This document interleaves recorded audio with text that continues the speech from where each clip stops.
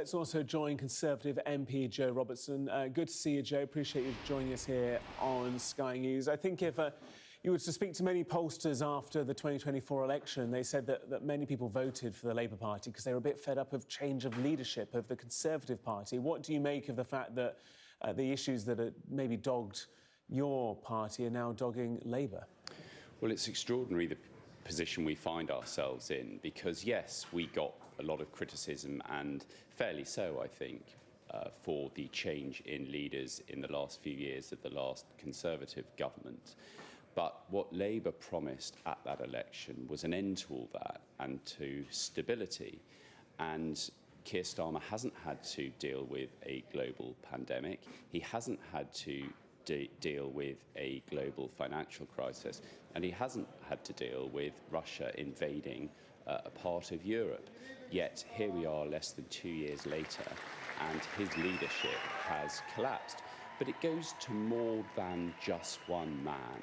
Changing the Prime Minister won't change the fundamental problem that the Labour Party have, and that is they have no plan to govern, they have no sense of direction, and Andy Burnham hasn't given any indication yet that he has a plan either. So I don't see how changing the leader is going to change the fortunes of the government.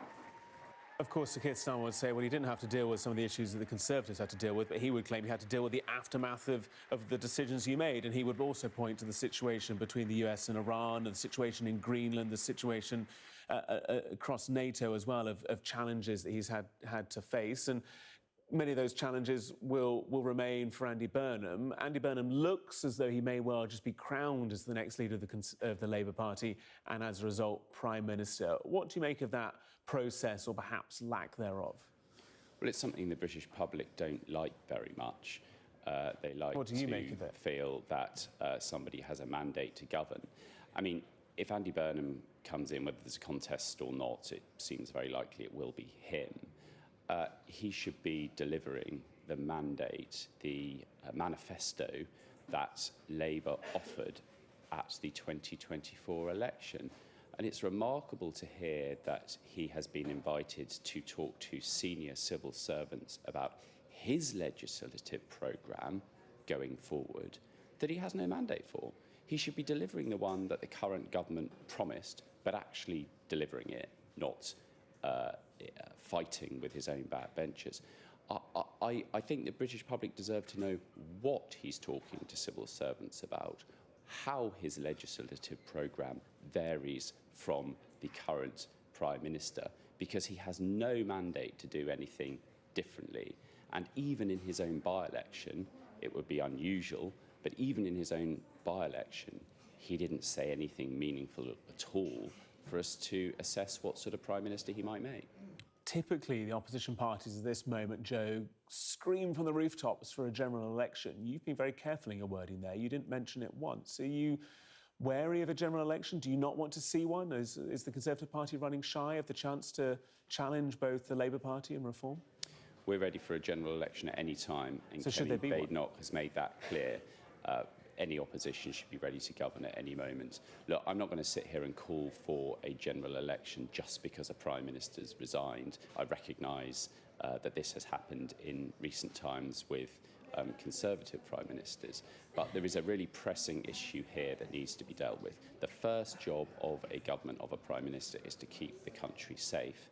And Labour have just lost a Defence Secretary who resigned because not just the Prime Minister, but the Treasury too, failed, in the view of the Labour Defence Secretary, as he was, to properly invest in the defence of our nation.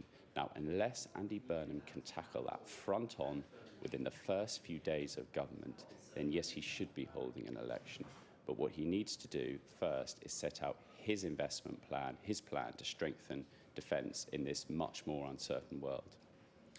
Is there a reason that you're being careful? Because ultimately the Conservatives have set the precedent here. John Major didn't call an election when he took over in office. Neither did Rishi Sunak, neither did Liz Truss, neither did Theresa May, neither did Boris Johnson. You know, are we at risk that you know, you call for a mandate, but politics of decades now and politicians of decades now have slightly been denying the public that opportunity to have and give a mandate to their politicians?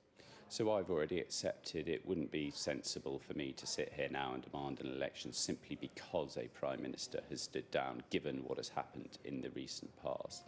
But I acknowledge it doesn't sit comfortably with the British public, and that's why, at the very least, Andy Burnham needs to set out immediately his plan to shore up the defence of our nation, given that is the #1 responsibility of a Prime Minister.